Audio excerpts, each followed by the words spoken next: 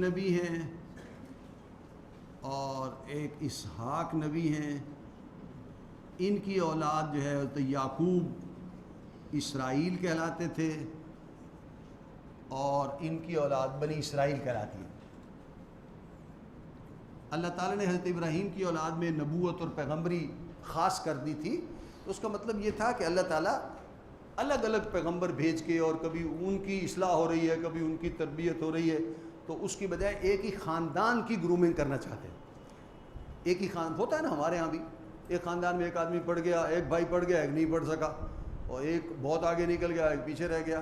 تو اللہ تعالیٰ نے یہ چاہا کہ ایک ہی خاندان میں آگے بڑھیں آگے بڑھیں آگے بڑھیں، پورا یعنی این بلاک جو ہے پوری فیملی پڑھے لکھے لوگوں کی اور دینداروں کی بنے.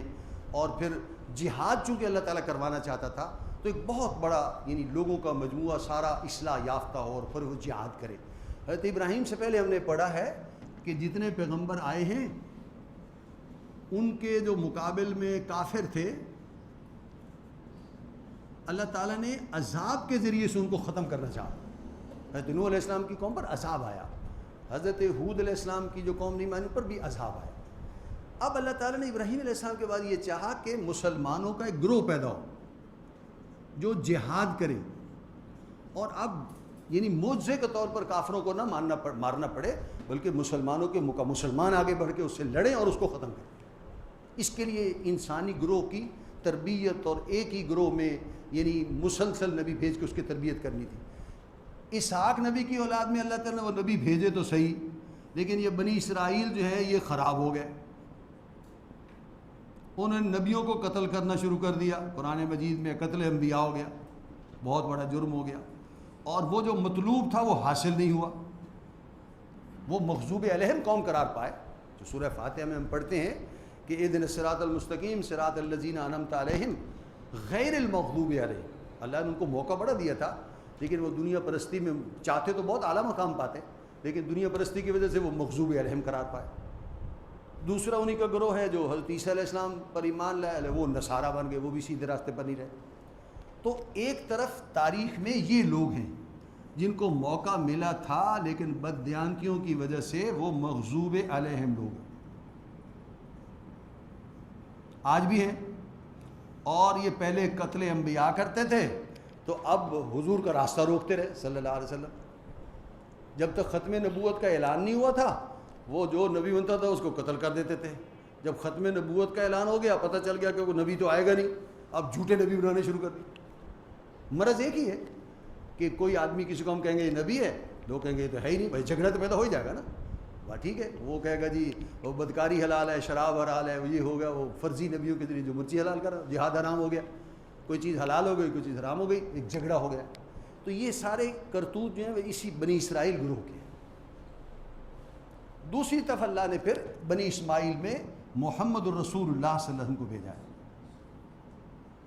ان کی جو ماننے والے تھے ہم انہی میں سے ہیں. ہمارے جو اسلاف تھے اور جو محمد صلی اللہ علیہ وسلم کے صحابہ تھے، خوش قسمتی کہیے، بہر اللہ کی دین کہیے کہ انہوں نے محمد کا ساتھ دیا. جہاں رسول اللہ صلی اللہ علیہ وسلم کا پسینہ گرا ہے نا، وہاں انہوں نے گردنیں کٹوا دی. وہ چیز جو بنی اسرائیل سے بھی توقع تھی انہوں نے نہیں کیا، حضور صلی اللہ علیہ وسلم کے صحابہ نے کر دیا. تو یہ ایک وہ گروہ وہ بن گیا کہ جو اللہ تعالیٰ حزب اللہ بنانا چاہتے تھے کہ انسانوں کی ہی ایک جماعت ہو جو مقابلہ کر کے اسلام کو غالب کرے. وہ حزب اللہ بن گئی. قرآن مجید میں ہے کہ اللہ تعالیٰ سورہ انفال میں ہے کہ کافروں کو اللہ تعالیٰ یا تو خود بھی عذاب دے سکتا ہے یا مسلمانوں کے ہاتھوں عذاب دے گا. جو اہل ایمان ہیں ان کے ذریعے سے پٹوائے گا، تاکہ جو ہے اگر کافر جیتتے ہیں تو مسلمانوں کو بھی ہمت کر کے ان کو شکست دینی چاہیے، مارنا چاہیے. یہ وہ جہاد کا جذبہ ہے جو پیدا ہوا اور جہاد کے احکام ہیں جو آج بھی جہاد جاری ہے. یہ وہ حزب اللہ اور حزب الشیطان کا ایک تصور ہے جو قرآن مجید میں دیا گیا ہے. سورہ مائدہ میں بھی ہے، سورہ مجادلہ میں بھی ہے. ایک پارٹی دنیا میں حزب اللہ ہے اور ایک پارٹی حزب الشیطان ہے. اب یہ ہم میں سے ہر شخص کو خود فیصلہ کرنا ہے کہ میں حزب اللہ میں شامل ہونا چاہتا ہوں یا حزب الشیطان میں، یا اس سے بھی پہلے کہ اس وقت میں جو موجودہ میرا طرز عمل ہے، اٹھنا بیٹھنا، ترجیحات، کھانا پینا، سونا جاگنا، یہ حزب اللہ کو ظاہر کر رہا ہے کہ حزب الشیطان کو ظاہر کر رہا ہے. میرا وزن حزب اللہ کے کھاتے میں جا رہا ہے، دین کا نفاذ ہو، دین پر عمل ہو، نیکی پھیل رہی ہو، یا میرا طرز عمل یا لوگ مجھے دیکھ کر جو ہے وہ برائی کی طرف آمادہ ہوتے ہیں. بھائی اسی سے اندازہ ہو جائے گا کہ کس کھاتے میں میرا وزن جا رہا ہے. ہر مسلمان کو حزب اللہ میں ہونا چاہیے، اور جو دین کا مخالف ہے وہ تو از خود حزب الشیطان میں ہی ہے. اس وقت دنیا میں حزب الشیطان بہت بھاری ہے، بڑے اس کے پاس وسائل ہیں، بڑی تعداد ہے، بہت پھیلے ہوئے ہیں، بہت مؤثر ہیں. اور حزب اللہ جو ہے اولاً تو بہت تھوڑے لوگ ہیں، اور جو ہیں وہ بھی منتشر ہیں، ایک ہی محلے میں رہتے ہوئے بھی رابطہ نہیں. اسی کراچی شہر میں میں نہیں سمجھتا کہ 10 لاکھ بندے ایسے ہونے چاہیے جو زبان سے کہتے ہوں گے کہ دین غالب ہونا چاہیے، لیکن صاحب جو آپ طریقہ ہے نا آپ کو یہ صحیح نہیں ہوا، یہ ہونا چاہیے. ان میں سے کچھ لوگ کہیں گے ایسے ہونا چاہیے، کچھ لوگ کہیں گے ایسے ہونا چاہیے، کچھ لوگ ایسے. یعنی جذبہ ایک ہی ہے، مقصود ایک ہی ہے، لیکن ذرا سی بات پہ اختلاف ہے. اگر وہ 10 لاکھ اکٹھے ہو جائیں تو وہ نتیجہ نکل سکتا ہے، لیکن کسی وجہ سے وہ ہم حزب اللہ کی صورت میں اکٹھے بھی نہیں ہو رہے. تو یہ مسلمانوں کی ساری جو 1400 سال کی تاریخ ہے، رسول اللہ صلی اللہ علیہ وسلم کے بعد 632 میں آپ کی وفات ہے، اس کے بعد سے آج تک یہ جو 1400 سال ہیں، اس کو اگر ایک عنوان دیا جائے تو یہ حزب اللہ اور حزب الشیطان کا مقابلہ ہے. خیر اور شر کی جنگ ہے جو آدم علیہ السلام سے شروع ہوئی تھی نا، وہ شیطان کے ساتھ مقابلہ، اور شیطان نے چیلنج کیا تھا کہ میں ثابت کر دوں گا کہ آدم جو ہے وہ سجدہ کرنے کے قابل نہیں تھا، اچھا نہیں ہے. وہ جنگ جاری ہے. اور انٹرنیٹ کی زبان میں کہا جاتا ہے 24/7، 24 گھنٹے اور ہفتے کے 7 دن، اس میں آگے 24 گھنٹے اور 60 منٹ اور 60 سیکنڈ جاری ہے. ہم سو جاتے ہیں، حزب الشیطان نہیں سوتے، وہ جاگتے رہتے ہیں. دینی کام ہو اور رات کو 2 بجے ہو تو اچھے اچھے لوگوں کے پاس بہانہ ہوگا اور آدھی رات کو کیوں جگا دیا ہے. لیکن کیبل سے ہی تصویر نہیں آ رہی اور آپ فون کریں تو رات کے 2 بجے بھی وہ ٹھیک کر دیں گے، اور خوش ہوں گے کہ جناب ہماری سروس دیکھو کتنی اچھی ہے، اور یہ ہے اور وہ ہے. یہ حزب الشیطان کی کارکردگی اور حزب اللہ کی کارکردگی کا فرق ہے. حزب اللہ والے حق پر ہیں لیکن تھوڑے سے کام چور ہیں، اور حزب الشیطان والے غلط ہیں لیکن ہیں بہت ایکٹیو. اسی وجہ سے حزب اللہ پیچھے جا رہی ہے. حزب اللہ والوں کو ذرا جگانے اور حوصلہ دلانے کی ضرورت ہے کہ اٹھو میاں کام کرو، تمہارے لیے اللہ کے ہاں بہت بڑا اجر ہے. بعد میں سو لینا، جاگنا ہے جاگ لے افلاک کے سائے تلے، تا حشر سوتا رہے گا خاک کے سائے تلے. وہ بڑے لمبا عرصہ ہے، کوئی نہیں جگائے گا آپ کو، وہاں سوتے رہیے گا. ساری نیند کی کمی پوری کر لیجیے کہ ذرا یہاں جاگ کے وقت گزار لیں. تو یہ تاریخ جو ہماری ہے یہ ساری خیر اور شر کی جنگ ہے. اور دوسرے لفظوں میں اور زیادہ استعمال کریں، خیر اور شر کی جنگ کہیں، یا حزب اللہ اور حزب الشیطان کی جنگ کہیں، یا اسماعیل کی اولاد بنی اسماعیل ہے اور یعقوب کی اولاد بنی اسرائیل ہے، یہ بنی اسرائیل اور بنی اسماعیل کی جنگ ہے. مطلب ایک ہی ہے، یہود اور مسلمانوں کی جنگ ہے جو گزشتہ 1400 سال کی تاریخ ہے. یہود کبھی سامنے نہیں آتے، وہ کبھی ادھر سے کبھی ادھر، کبھی اس کو آگے کر کبھی اس کو آگے کر، بس جنگ ایک ہی ہے. وہ دور بنو امیہ کا زوال ہو یا بنو عباس کا زوال ہو یا اسپین میں زوال ہو یا کسی اور علاقے میں، بات ایک ہی ہے، دشمن ایک ہی ہے پیچھے جو چل رہا ہے. تاریخ سے یہ سبق حاصل کرنے کی ضرورت ہے اور پلے باندھنے کی ضرورت ہے. یہ اس صفحے پر دور بنو عباس کے بعد کا جو صفحہ ہے، سابقہ اور موجودہ مسلمان امتوں کے عروج و زوال کی کہانی. بھائی اس کا خلاصہ یہ ہے. اس کے بارے میں قرآن مجید میں بھی ذکر ہے اور ایک حدیث ہے، اس میں بھی اس کا تذکرہ ہے. حضور نے فرمایا صلی اللہ علیہ وسلم، بنی اسرائیل کی سورہ بنی اسرائیل کی آیت 4 سے 9 تک یہی تذکرہ ہے. اور حدیث پاک میں حضور نے فرمایا صلی اللہ علیہ وسلم، لَيَأْتِيَنَّ عَلَىٰ أُمَّتِي مَا أَتَىٰ عَلَىٰ بَنِي إِسْرَائِيلَ حَذْوَ النَّعْلِ بِالنَّعْلِ. بنی اسرائیل کی تاریخ اور میری تاریخ ہو بہو مشابہت رکھے گی، جیسے ایک جوتا دوسرے جوتے سے مشابہ ہوتا ہے. یہ جو آج کل جوتے بنائے جا رہے ہیں نا، یہ انگریزی جوتے ہیں، اس میں تو دائیں پاؤں کا فرق ہوتا ہے. جو ہمارے روایتی جوتے ہیں اس میں دائیں بائیں پاؤں کا بھی فرق نہیں ہوتا تھا، دونوں جوتے ایک جیسے ہوتے تھے. تو اسی طرح دونوں قوموں کی تاریخ بھی ایک جیسی، حضور نے اس کی آگے تفصیل بھی بتائی کہ کیسے ہوگا. تو جو کچھ ان کی تاریخ میں وہ انسان ہے، سائیکالوجی ایک ہے، مزاج ایک ہے، پسند ناپسند ایک ہے. لہٰذا جیسے ان میں کوئی خرابی آ گئی اسی طرح یہاں بھی خرابی آ سکتی ہے. انہوں نے کوئی نافرمانی کا دور آیا یا لوگ کچھ اٹھ گئے غلط کام کرے تو ادھر بھی ہو سکتے ہیں، انسان ہی ہے.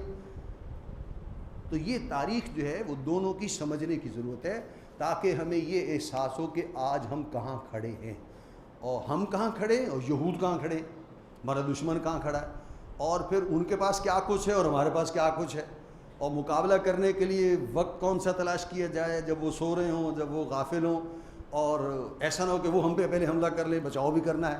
تو یہ سارے کام ہیں جو آج کے دور میں جو دین پڑھ رہے ہیں لوگ، دین سیکھ رہے ہیں، قرآن پڑھ رہے ہیں، سرگرم ہیں، آگے بڑھ رہے ہیں، تاریخ پڑھ رہے ہیں، اس سب کا حاصل یہ ہے کہ ہم جو کچھ عملی زندگی میں کریں وہ سارا کچھ سوچ سمجھ کر کریں.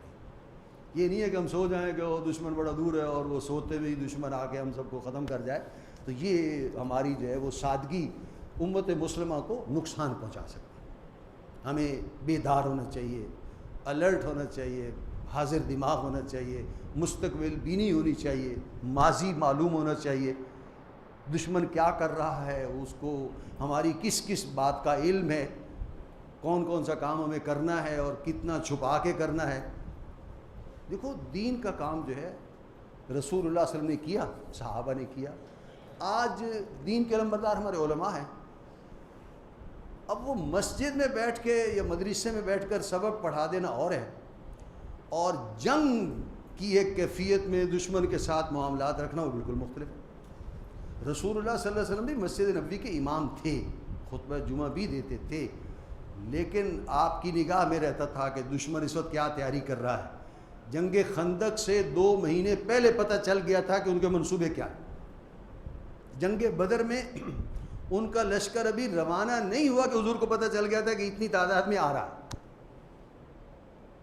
صرف مسجد چلانی ہو تو اور معاملہ، اور اگر جنگ حالت جنگ میں آدمی سمجھے تو پھر پوری وہ CID رکھنی پڑتی ہے، اور یہ اور روانہ کرتے پڑتے ہیں لوگ، اور خبر اور یہ سارا پورا اسٹریٹجیکل نظام جو ہے وہ نظام بنانا پڑتا ہے. آج ہم بدقسمتی سے اس کو نہیں سمجھتے. یہ بھی کرنے کا کام ہے، کوئی کرے گا تو جتنا آپ سمجھیں گے کہ ہماری ڈیوٹی ہے، ذمہ داری ہے، اتنا ہی پھر اس کے مطابق ساری پلاننگ کرنی پڑے گی. ایک چیز کو ہم سمجھیں گے ہی نہیں کہ ہمارا حصہ کام ہے، اس کی تیاری کون کرے گا؟ اگر سمجھیں گے کہ کام ہے تو پھر اس کے مطابق ٹھیک ہے، پہلے غلطی ہوگی، یہ ہوگا وہ ہوگا، لیکن پھر بعد میں کام ہو جائے گا. بہرحال اگر نیک نیتی سے کرتے رہیں گے. اس کی کچھ تاریخ ہے جو یہاں بتائی گئی ہے. سابقہ امت جو ہے وہ حضرت اسحاق کی اولاد میں ہے. اس کا آغاز ہوا ہے 1800 قبل مسیح حضرت یعقوب سے. 2000 قبل مسیح حضرت ابراہیم تھے. اس کے بعد کچھ 200 سال بعد تقریباً حضرت یعقوب کا دور ہے. ان کا لقب اسرائیل تھا، ان کی اولاد بنی اسرائیل کہلاتی ہے. ان کی امت مسلمہ کی حیثیت سے وہ آئے ہیں جب موسیٰ علیہ السلام آئے ہیں. موسیٰ علیہ السلام کا زمانہ 1350 قبل مسیح کا ہے. آج سے تقریباً 3300 سال پہلے کا ہے، اور مصر میں تھے وہ. وہاں سے بنی اسرائیل جو ہیں باقاعدہ ان کو اللہ نے تورات دے دی. موسیٰ علیہ السلام ان کے رہنما بنے اور وہ ایک امت بن کے آگے آئی ہے، گروہ اور ایک پارٹی کے طور پر سامنے آئے. 1350 قبل مسیح تھا، اور حضور صلی اللہ علیہ وسلم پر وحی آئی ہے 610 میں. ان کو جمع کریں تو یہ 2000 سال بنتے ہیں. موسیٰ علیہ السلام اور محمد الرسول اللہ صلی اللہ علیہ وسلم کے درمیان 2000 سال کا فرق ہے. یہ ان کی تاریخ ہے جو مسلمانوں سے پہلے ہے. اس میں انہوں نے بہت شرارتیں کی ہیں اور بہت غلط. قرآن مجید پڑھ لیں، پہلے پارے میں ہی 5ویں رکوع سے لے کر اور 14ویں رکوع تک 10 رکوع ہیں جس میں ان کی شرارتوں کا ہی ذکر ہے. تم نے یہ کیا، تم نے یہ کیا، اللہ نے تمہیں یہ احسان کیا، تم نے یہ کیا. اور وہ شروع قرآن میں اسی لیے آ گئے ہیں کہ آپ اپنا کوئی منصوبہ بنانے سے پہلے یہ پڑھ لیں ذرا. بعد میں اپنی ذمہ داری ہو تو بعد میں پڑھیے گا، پہلے یہ پڑھ لو کہ تم سے پہلے بھی یہ قوم تھی، وہ بھی اللہ کی بڑی چہیتی تھی، اور تورات جیسی ان کے پاس کتاب تھی، اور موسیٰ علیہ السلام جیسے ان کے پیغمبر تھے، لیکن انہوں نے یہ کیا تو راندہ درگاہ ہوگا، اور کہیں تم بھی ایسے نہ ہو جاؤ. ہم وہ تاریخ پڑھتے نہیں، وہ 10 رکوع ایسے ہی پڑھ کے جو ہے وہ بلکہ پڑھتے ہی نہیں، وہ آگے چلے. تو قرآن مجید اللہ نے تو اہمیت دی ہے، پراپر ویٹیج جیسے دی ہے کہ یہ پڑھنے ہوں گے، ابتدا میں یہ چیز آ جانی چاہیے تمہیں. اور صاف ظاہر ہے قرآن مجید جب واقعات بیان کرتا ہے تو کچھ چیزیں بیان کر دیتا ہے، کچھ چیزیں چھوڑ دیتا ہے. جہاں کہیں یہود کی تاریخ میں غلطی ہے وہ قرآن اصلاح کر دیتا ہے، یہ جو وہ انہیں کہہ رکھا نا یہ تو غلط ہے، باقی جو ہے وہ ٹھیک ہے.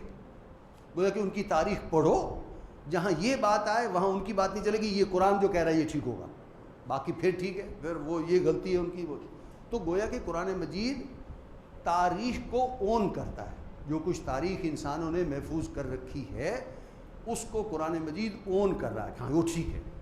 ہاں جہاں کہیں غلطی ہے وہ بتا دی، یہ نہیں کہ ساری تاریخ ہی غلط ہے. جہاں قرآن مجید خاموش ہے وہ تاریخ صحیح ہے، جہاں کہیں غلطی ہے وہ اللہ تعالیٰ نے اس کی نشاندہی فرما دی. دوسری طرف بنی اسماعیل ہیں، موجودہ امت. حضرت ابراہیم نے دعا کی تھی کہ امت مسلمہ ایک بنے، ان کو موقع ملا تھا وہ نہیں بنے. محمد صلی اللہ علیہ وسلم آئے تو وہ ایک امت بن گئی، اسلام عرب میں غالب ہو گیا، اور وہ جو امت کا ایک تصور ہے کہ جہاد کے ذریعے غالب ہوا وہ ہو گیا. معجزات رسول اللہ کی زندگی میں بہت ہی کم ہیں، معجزات لیکن کم ہے، وہ تلوار کے ذریعے سے ہوا.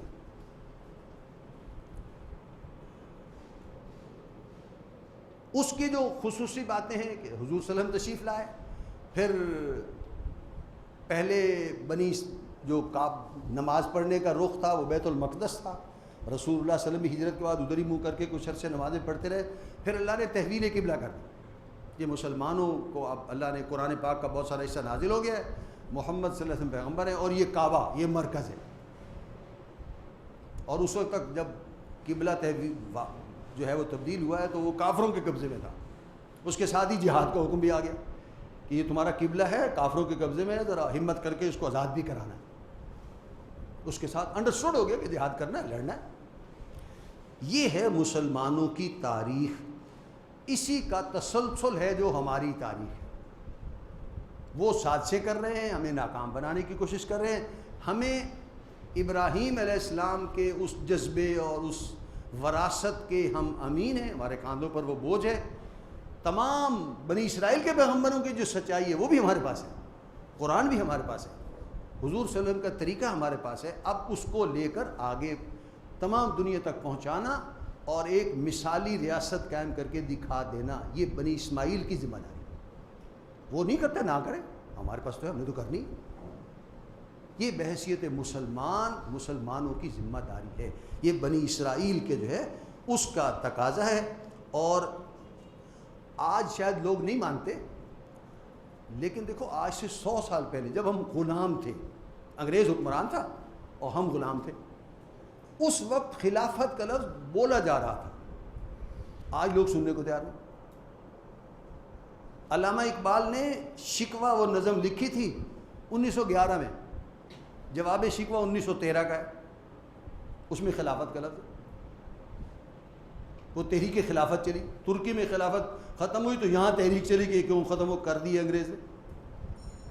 علامہ اقبالی کے شعر ہیں، تا خلافت کی بنا دنیا میں ہو پھر استوار، لا کہیں سے ڈھونڈ کر اسلاف کا قلب و جگر. ایسا حوصلہ لاؤ کہیں سے، وہ کام تو ہونا چاہیے، یہ تمہاری ذمہ داری ہے.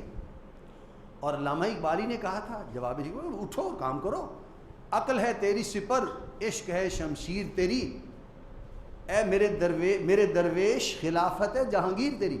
اے علامہ اقبال جیسا آدمی 100 سال پہلے کہہ رہا ہے، 1913 میں 100 سال پہلے، کہ تمہاری حکومت قائم ہوگی اور عالمی ہوگی. غلامی کے دور میں کہہ رہا ہے جب سوچا نہیں جا سکتا. قرآن کی تعلیمات تو یہ. تو بنی اسماعیل میں شامل ہونے کی وجہ سے ہمارے کاندھوں پر ایک بہت بڑا بوجھ ہے. اگر ہم ادا کریں گے تو دنیا آخرت میں کامیاب ہے، ورنہ بنی اسرائیل جیسا حشر ہوگا، دنیا میں بھی سزا ہوگی، آخرت میں سزا ہوگی. وقفہ ہے تھوڑا سا، 5 منٹ کا وقفہ کر لیں، اس کے بعد دوبارہ پڑھتے ہیں.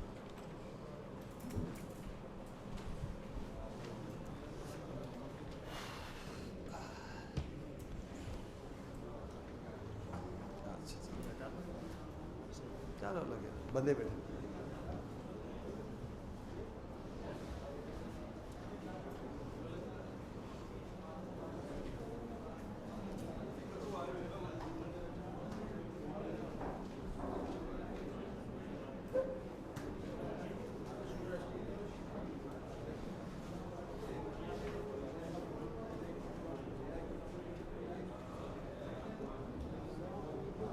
صلی علی رسول الکریم، اما بعد۔ تاریخ اسلام کے بارے میں کل سوال ہوا تھا کہ کون سی کتابیں اچھی ہیں۔ لائبریری میں موجود ہیں شاہ معین الدین کی کتابیں، وہ دیکھ لیں اور پھر اس سے نوٹ کر کے ان کو جو حضرات خریدنا چاہیں وہ خرید لیں۔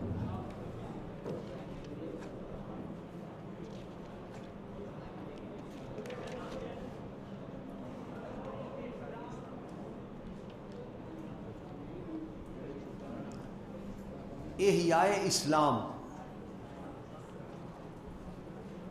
ایک مسلمانوں کی تاریخ تھی اور ایک اسلام کی تاریخ ہے۔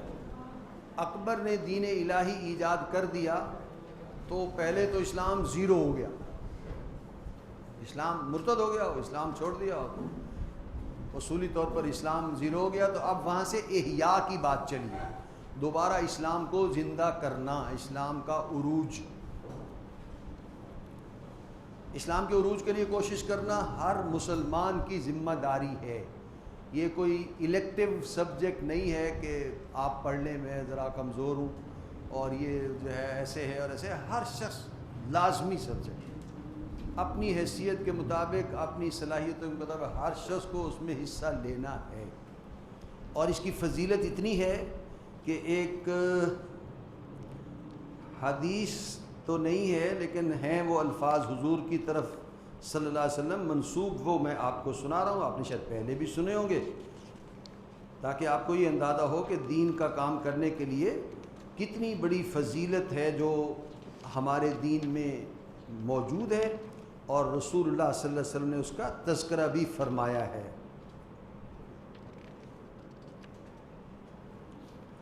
حضور نے فرمایا، حضرت حسن بصری ایک گزرے ہیں، ان سے یہ روایت ہے کہ میں نے فلاں صحابی سے یہ سنا اور انہوں نے رسول اللہ صلی اللہ علیہ وسلم سے یہ سنا ہے کہ قال نبی صلی اللہ علیہ وسلم، رسول اللہ نے فرمایا، من جاءہ الموت، چلو لکھ دیتے ہیں، قال النبی صلی اللہ علیہ وسلم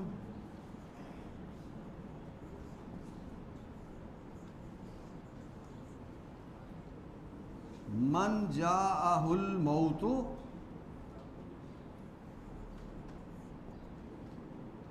وہو یطلب العلم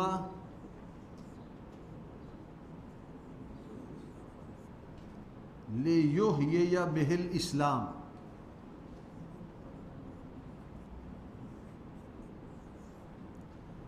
فبینہ وبین النبیین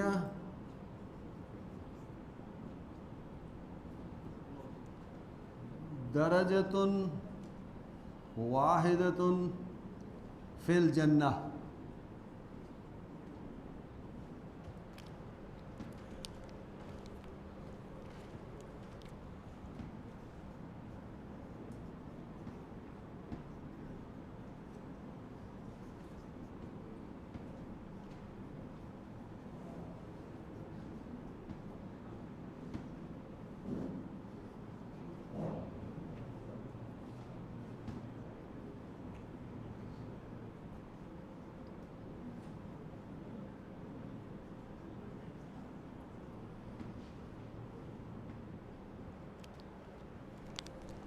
ترجمہ یہ ہے کہ جس شخص کو اس حالت میں موت آ گئی کہ وہ علم دین سیکھ رہا تھا، علم دین سیکھنے کے کئی موٹیوز ہو سکتے ہیں، اسلام آباد کی مسجد میں خطابت مل جائے، وہ فیصل مسجد میں مل جائے، برطانیہ میں مل جائے، کینیڈا میں مل جائے، کراچی کی کسی بہت ہی شاندار سوسائٹی کی مسجد میں مل جائے، مکان ہوگا، رہائش ہوگی، سہولتیں ہوں گی۔ ایک یہ ہے کہ اسلام کو زندہ کیا جائے، علم دین اس لیے حاصل کیا جائے، اسلام کو لیحیی بہ الاسلام، اسلام مردہ بھی ہوتا ہے تو اسلام زندہ ہوگا۔ احیاء اسلام کا لفظ اسی حدیث سے بنا ہے۔ اسلام مردہ ہونے کا مطلب عوام کا، لوگوں کا اسلام سے تعلق ٹوٹ جائے۔ قرآن میں تو لکھا ہوا ہے، کتابوں میں تو موجود ہے، لیکن عملاً وہ کوئی عمل نہیں کر رہا، کوئی تعلق نہیں۔ اس کو کہا گیا کہ اسلام مردہ ہو گیا، اور وہ تعلق دوبارہ بحال ہو جائے تو اسلام زندہ ہو گیا۔ احیاء اسلام، محی الدین کے معنی کیا ہے؟ زندہ کرنے والا۔ یہ ہمارے اسلاف میں بے شمار بڑے بڑے لوگوں کا لقب ہے۔ اورنگزیب کو بھی کہا گیا محی الدین، اسلام کا زندہ کرنے والا. اور ابن عربی کو کہا جاتا ہے, سارے ہی لکھتے ہیں, اہل حدیث مسلک کے جو کافر ہیں دوسرے سارے, محی الدین ابن عربی, اس نے اسلام کو زندہ کر دیا, اسلام کی تعلیمات کو زندہ کر دیا. تو یہ احیاء اسلام کا ایک تصور ہے. تو ایسے شخص کے لیے جو اس لیے علم دین حاصل کر رہا تھا کہ میں بڑا ہو کے اسلام کو زندہ کروں گا, اور ابھی علم حاصل ہی کر رہا تھا, کوئی عملی منصوبہ بھی نہیں بنایا کہ موت آ گئی. اب وہ زندگی موت اللہ کے ہاتھ میں, ابھی تعلیم ہی مکمل نہیں ہوئی, آگے کیا کرنا تھا. فرمایا اس حالت میں بھی اس کو موت آ گئی تو بھی قیامت کے دن اس کے اور نبیوں کے درمیان ایک درجے کا فرق ہوگا, صدیقین کا مقام اسے حاصل ہوگا. یہ کام بہت اہم ہے اور کرنے جیسا کام ہے, اس میں کوئی شک نہیں, بشرطے کہ ہم خود سوچ بچار کر کے اس کے لیے ترجیحات جب اپنی مقرر کر رہے ہوں تو اس کو مناسب مقام دے سکیں. فیصلہ تو ہمارا ہے, کر لیں, فیصلہ کر لیں گے تو اجر مل جائے گا, اور نہیں کریں گے تو کام تو اللہ کا پھر بھی ہو جانا ہے. ہمارے ذریعے سے نہیں ہوگا, کسی اور کے ذریعے سے ہو جائے گا. اللہ کا کام رکا تو نہیں رہے گا, لیکن ہمیں تب اجر ملے گا کہ جب ہم اس کو اپنی خود فیصلہ کر کے اور طے کر کے اور اس کے لیے کوشش شروع کر دیں گے. تو احیاء اسلام کا کام جو ہے وہ پھر ہوا ہے. اب ہم اس کی تھوڑی سی تاریخ پڑھ رہے ہیں کہ یہ کام کہاں سے ہو کر کہاں تک پہنچا ہے. سب سے پہلے آئے ہیں مجدد الفسانی رحمہ اللہ, شیخ احمد سرہندی. یہ بات بتاتے ہوئے ایک بات اور ذہن میں رکھ لیں تو غلط فہمی نہیں رہے گی. ڈاکٹر اسرار صاحب کا فرمایا ہوا میں نہیں سمجھتا کہ ہمارے لیے کوئی زیادہ مزید دلیل کی ضرورت ہوگی, اگرچہ اس کی تفاصیل موجود ہیں. ان کا وہ ان لوگوں کے ہم خیال ہیں جن کی رائے یہ ہے کہ 1000 سال تک, یعنی امت مسلمہ کی جو تاریخ ہے 1000 سال, اس تک سارے مجددین یعنی اسلام کا مرکز یا مجددین کے آنے کی جگہ وہ مشرق وسطیٰ رہی ہے. 1000 سال تک سارے مجدد ادھر ہیں. عمر بن عبدالعزیز ہوں, امام ابو حنیفہ ہوں, امام شافعی ہوں, امام غزالی ہوں, امام ابن تیمیہ ہوں, وہ سارے ادھر ہیں. 1000 سال کے بعد ان کا خیال ہے, کچھ لوگوں کا خیال ہے, اور ڈاکٹر صاحب اسی خیال کے حامی ہیں, یہ مرکز ثقل اسلام کا اور مجددین کی آمد یہ جنوبی ایشیا میں منتقل ہو چکی ہے. اس کی لمبی تفسیر ہے, کوئی اور موقع ہو جائے تو. اس کا سب سے بڑا ثبوت کہ مجدد الفسانی بر صغیر میں آئے ہیں. مطلب یہ میں اس کی وضاحت کی ہے کہ آپ کہیں جی ادھر بیان ہو رہے تو ادھر بھی تو آئے ہوں گے مجددین, تو اس دور میں وہاں مجددین نہیں ہیں. یہاں آئے ہیں مجدد الفسانی, اکبر کے دور میں تھے, اور ہوا یہی ہے کہ جب ایک چیز اینٹی کلائمیکس آتا ہے تو پھر اوپر جاتے ہیں نا. اینٹی کلائمیکس آیا ہے تو پھر ضرورت پڑی کہ اب اسلام کا احیاء بھی ہونا چاہیے, تو اللہ نے اس بڑی شخصیت کو کھڑا کیا.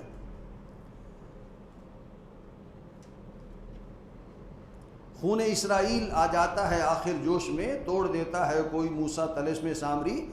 اکبر جیسا بے غیرت انسان پیدا ہوا تو پھر مجدد الفسانی جیسا باحمیت اسلام کا حامی بھی کھڑا ہو گیا. فرعون آیا تھا تو اللہ نے موسیٰ علیہ السلام کو بھی بھیج دیا. 1605 میں اکبر کی وفات ہے. اس نے دین الہی جاری کر دیا تھا, اور دین الہی کی آڑ میں مختلف مذاہب سے چیزیں لے کر ایک نیا دین ایجاد کر دیا. اس سے ہندو مت کا احیاء ہو گیا. پہلے تو ہندو دبے ہوئے تھے, وہ بلکہ مسلمان ہو رہے تھے, مسلمانوں کے اثرات ان پر پھیل رہے تھے. اب یہ سلسلہ رک گیا اور ایک نیا سوچ آئی تو وہ ہندو مت کا انہیں موقع مل گیا. وہ اکثریت میں تھے, ان کی باتیں زیادہ ہوئیں اور ان کو یعنی ان میں ایک جذبہ پیدا ہو گیا. شیخ احمد سرہندی حضرت باقی باللہ سے بیعت تھے. تصوف کا ایک سلسلہ ہے جو جاری تھا, اور وہ خود بھی کسی کے یعنی سلسلے سے منسلک تھے. نقشبندیہ سلسلہ ہے ان کا. انہوں نے سلسلہ نقشبندیہ مجددیہ کا آغاز کیا. اس میں بھی اصلاح کی اور کوئی نئی باتیں یعنی حالات کے مطابق اس دور میں اب یہ کام کرنے کا ہے, یہ فتنہ آ گیا ہے, اس کا مقابلہ کرنا ہے.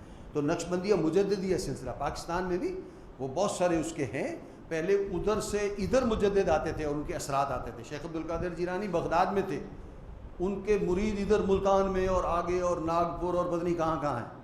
شیخ احمد سرہندی آئے تو ان کے مرید ترکی میں موجود ہیں. جتنے ترکی میں ہیں شاید اتنے پاکستان میں نہیں ہیں, روسی ریاستوں میں ہیں ان کے.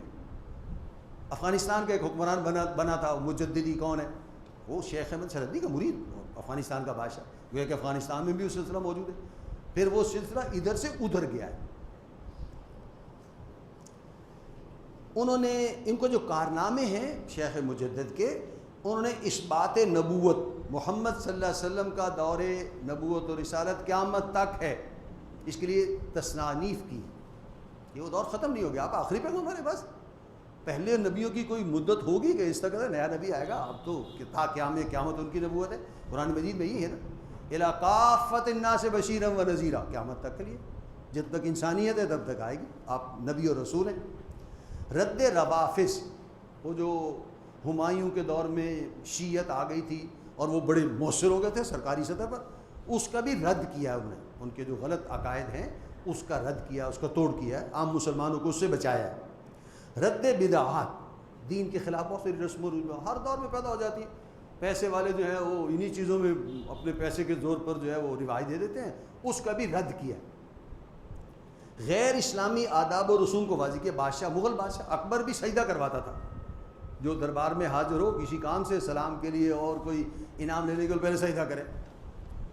جہانگیر نے وہ سجدہ تو روک دیا تھا, لیکن جی یوں کر کے وہ کھڑا ہوگا آگے سامنے, وہ سلامی کی جھکنے کی ایک شکل تھی. تو یہ مجدد ثانی اس کو ختم کیا. نہیں, جہانگیر سے جو آخری دنوں میں لڑائی ہے شیخ مجدد کی کہ بادشاہ سلامت آپ کو معاف کر دینا چاہتے ہیں, عزت ہے ادھر ہے, بڑی عزت دینا چاہتے ہیں, آپ ذرا ان سے مل لیں. انہوں نے کہا میں ملنا ہی نہیں چاہتا. ملیں گے تو آپ ظاہر ہے جھکنا پڑے گا. انہوں نے کہا نہیں جی آپ جھکیں بھی نہیں, کوئی بات نہیں, آئیں صحیح ویسے ایک دفعہ.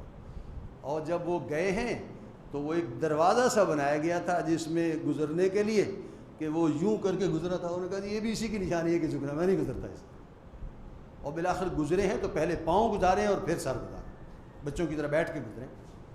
ٹھیک ہے, بادشاہ کو بھی اپنی حیثیت کا پتہ چل گیا. تو بندے کا ایک نقطہ نظر ہو تو آدمی اس کو ڈٹ جاتا ہے وہاں, اور اس کا نتیجہ یہ نکلا کہ بادشاہ کو جھکنا پڑا, بادشاہ کو توبہ کرنی پڑی ہے. تو اگر آدمی کا واقعی کردار ہو اور آدمی بکے نہیں اور اس کی کوئی قیمت نہ ہو تو پھر اس کے اثرات پھیل جاتے ہیں. ہندو مت کے احیاء کا راستہ روکا ہے انہوں نے. اگر شیخ مجدد کی تعلیمات نہ ہوتی تو جیسے آج کل میڈیا پر وہ ہندو مت ہی چھایا ہوا ہے, انڈین گانے ہیں, انڈین فلمیں ہیں, انڈین رسومات ہیں. یہاں بھی ہوگا, وہ تو دیہاتوں تک میں ہے کہ بچے, ایک صاحب نے بتایا کہ ایک شادی میں وہ شریک تھے اور وہ نکاح ہوا اور جب رخصت ہونے لگے تو چھوٹا بچہ پوچھتا ہے کہ پھیرے تو ڈالے ہی نہیں, شادی کیسے ہو گئی. وہ ٹی وی میں یہی دیکھتے ہیں نا, ڈراموں میں. تو بچوں تک کے ذہن میں بٹھا دیا گیا کہ ہندو کلچر یہ ہے. تو یہ یہاں اب ہے تو اس وقت اور زیادہ تھا. شیخ مجدد نے اس کا راستہ روکا کہ نہیں, اسلام اور چیز ہے, مسلمان اور ہیں, ہماری اپنی روایات ہیں, ہمارے اپنے کچھ معاملات ہیں, ہم ان میں مدغم نہیں ہو سکتے ہیں. کچھ ہو جائے ہم اپنے پاؤں پہ کھڑے رہیں گے. یہ کام جو ہے یہ شیخ مجدد نے کیا, اور آج بھی ایسا کرنے کی ضرورت ہے, ورنہ ہماری ہی نسلیں جو ہیں وہ بہتی چلی جا رہی ہیں. یہ سن 98 میں سونیا گاندھی نے کہا تھا کہ ہم نے پاکستان کو کلچرلی فتح کر لیا ہے, بس صرف جغرافیائی طور پر فتح کرنا باقی ہے. یہ سن 98 کی بات ہے. اس کے بعد دیکھ لیں کہاں تک ہو گیا. ہر بس میں اور ہر فوجی میس میں انڈین گانے اور انڈین فلمیں ہیں, تو باقی فتح کرنے میں کیا رہے گا. وہ سن 65 میں تھا کہ ادھر سے ٹینک آئے تھے تو آگے سے فوجی کود گئے تھے. اب تو وہ ان کے ٹینکوں پر اگر انڈین فلم سٹارز بیٹھ کے آ جائیں تو لوگ ہار لے کے جا رہے ہوں گے کہ ماشاءاللہ آپ لوگوں نے بہت دیر کر دی, بہت پہلے آ جاتے تو ہمارے مسائل حل ہو جاتے. صاف ظاہر ہے ایسی قوم کو فتح کرنے میں کیا چیز دیر ہو سکتی. ان کی اپنی مسلطیں ہیں جو دیر کر رہے ہیں, ورنہ تو کوئی دیر نہیں. یہ ہمارے ذمے کاندھے پر ہے کہ ثقافتی جو یلغار ہے اس کا راستہ روکا جانا چاہیے. شیخ مجدد نے اپنے دور میں روکا ہے. بہرحال اکبری الہاد کا کلا کما کیا, فرائض دینی, شاعر اسلام, اسلام کی سربلندی کو واضح کیا, علماء و صوفیاء کی اصلاح پر زور دیا. علماء کی بھی اصلاح ہونی چاہیے. یہ نہیں کہ جو کہہ دیں ٹھیک ہے, اس میں کوئی بات غلط ہو تو اس کو تنقید ہونی چاہیے, یہ بات ہے یہ آپ کو کہنی چاہیے, یہ نہیں کہنی چاہیے. علماء ہی بات فتویٰ دے دیتے ہیں یہ ٹھیک ہے, وہ بعد میں مسئلہ ہو جاتا ہے. تو اجتماعی سوچ پیچھے ہونی چاہیے کہ یہ فتویٰ دینا ہے, یہ زبان کھولنی ہے, یہاں چپ رہنا ہے.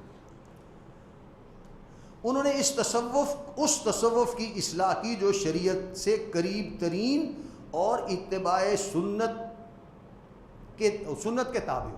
تصوف ہے لیکن جس میں شریعت کا اہتمام کیا جاتا ہے اور سنت کا اتباع ہوتا ہے, وہ تصوف چاہیے میں. وہ جو اس سے آزاد ہے وہ تصوف سے ہمارا کوئی تعلق نہیں. جس میں کمالات نبوت کو واضح کیا اور ریاضت کو کم کیا. نہ چلہ کشی ہے اس میں, نہ ذکر بالجہر ہے, نہ سماع مزامیر ہے, نہ قبور پر روشنی ہے, نہ غلاف و چادر ہے, نہ سجدہ تعظیمی, نہ سر جھکانا, نہ بوسہ قبروں کا, نہ توحید وجودی, نہ دعوی انا الحق, نہ ہمہ اوستی خیالات, نہ پیروں کی قدم بوسی, نہ عورتوں کی پیروں سے بے پردگی.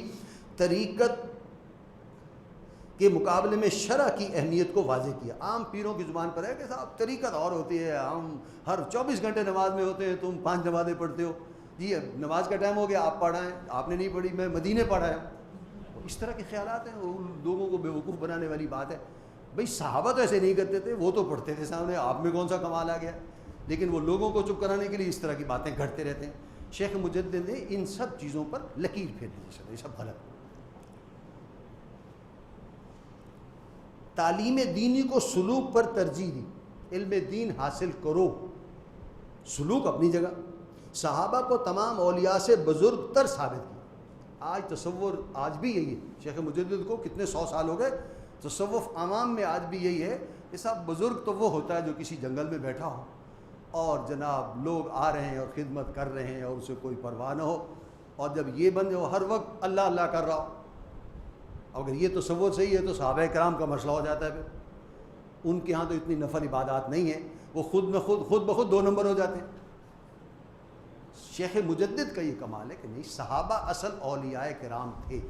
وہ تصوف جس میں سب سے اوپر ابو بکر کھڑے ہوں اور دوسرے نمبر پر عمر ہو, وہ ٹھیک ہے, آ جاؤ, کوئی مسئلہ نہیں, ان کو مقام ملنا چاہیے. لیکن تصوف میں حضرت علی سے شروع ہو جاتا ہے سارا کچھ, نہ حضرت عمر کا کوئی ذکر ہے, نہ تذکرہ ہے, نہ کچھ, ان کو کوئی مقام ہی نہیں اس میں. تو ایسا تصوف جو ہے وہ گویا کہ نہیں چاہیے.